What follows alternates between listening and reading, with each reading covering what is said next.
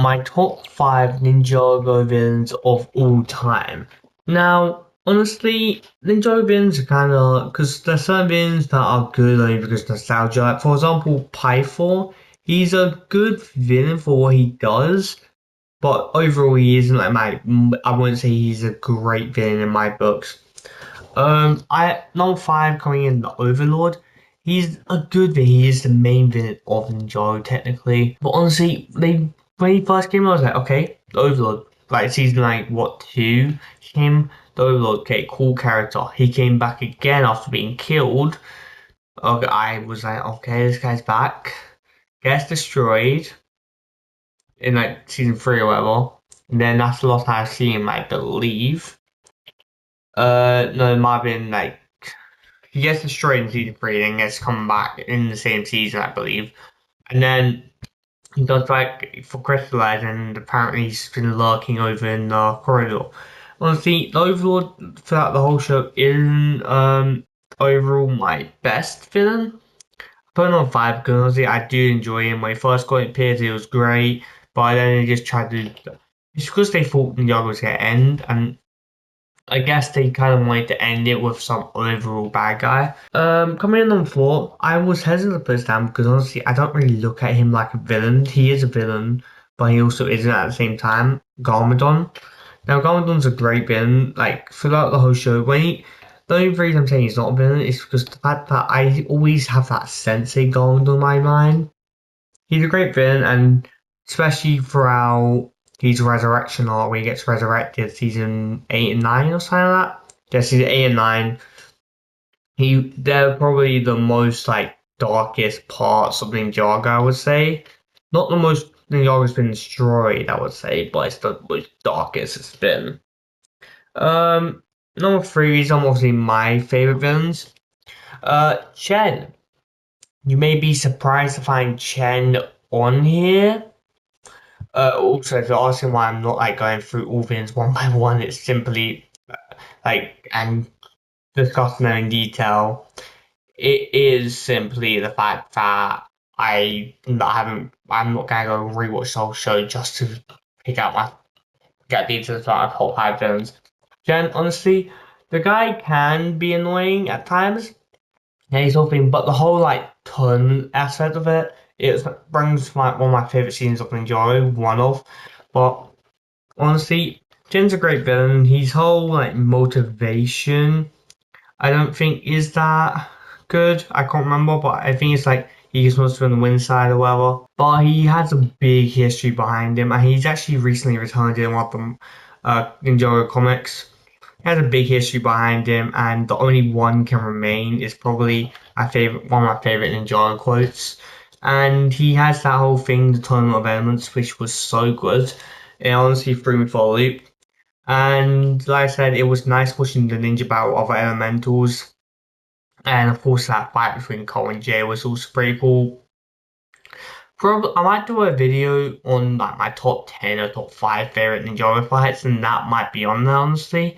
Considering the fact that I did enjoy the fight, I wish it was a bit more like fighting instead of teaming up. But then, beggars can't be choosers, right? Number 2, Moro. Moro's a really good villain in my books. He did get redeemed. I feel like his redemption was pretty nice. Um, I feel like he kind of did destroy the ninjas like teamwork. I think he's one of the only people who actually took away the elemental power. Of course, Chen did, but like took away the elemental power for like basically most of the season. The ninjas were basically useless all of the season.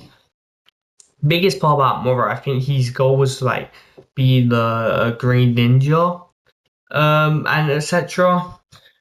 And of course he couldn't be that, so he possesses the Green Ninja. Of course he possesses him before he's planned, but he possesses the Green Ninja and all that. He even makes the Ronin like attack Ninja for I forgot the exact reason. I think it's because he had deals with them, I believe. Um yeah, the whole possessing Lloyd thing was honestly the biggest part of that season. We also get introduced to, like Cloud Kingdom and etc. and the Departed Realm. Departed Realm, I believe, is still around, so we might have a chance to see Moro, but I think Moro is like completely gone. I believe. no ghost aspect of the season. I feel like shows like do ghosts are either really bad or really good. So it did turn out like a really good season. Also, this was just after like Garmadon sacrificed themselves, so the team were, or not like exactly after, but the season after, the team were already probably morally down after that in a way. And yeah, number one is probably the most Ninjago has ever gotten. Like honestly, Nanacon is the best villain I've ever seen in Ninjago. Now, realistically, it hasn't actually happened because Nanacon, like the only ninjas that know this are Jay and Nia. They still keep their memories. But Nanacon was also my favorite villain. But he's been teased to come back so much. If he comes back, he probably won't be a main villain or anything. He might even come back in like a show. But honestly, even like comic or like something, I think like a comic, they should at least do a comic back of him because honestly, he'll be so good. And I don't know how he'll react. Maybe even Naragon still has his memories. It's likely that Naragon who made the wish has his memories still. So if that's the case, there might be a comic focused around me and Jay or Jay and Thingy. Or we might even get a flashback when Jay eventually gets his memories back because he's lost his memories right now of Nanocon. Honestly, he's also the only person I'm pretty sure who's technically killed a ninja. I mean, if Jira and that had that season 15 had that whole Nia death, but Nia's still alive. In that, when Nanocon in season 6, Nanocon brought the death to Nia, honestly, because Nia actually died in that thing. The time got rewind, but she was dead for a second. Like her whole being was dead. He also took technically got he also basically made all the ninjas wish themselves away. Like even got rid of Wu, Misako, the first people by themselves. Like the tricky was on Masters. Season 16 is probably my favorite season, I would say. It has all go fight scenes. And yeah, it's a J season, so that makes sense, I guess, because Jay's my favorite ninja. Yeah, I might make a video why Jay's my favorite ninja. Honestly, I'm just a big Jay fan. I think I've liked him ever since season, like ever since I first saw him in Ninjago. I don't think I've ever changed favorite ninja.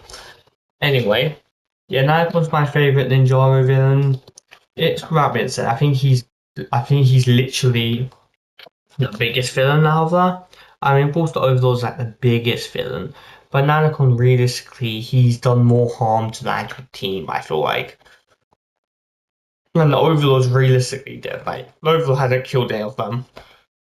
Anyway, yeah, that's kind of bring the end of this video. I'll see you in the next one. Make sure to subscribe and all that stuff. Also, if you're asking why I'm not like showing clips or anything of Ninja, it's basically because I don't know if Lego will actually strike or anything.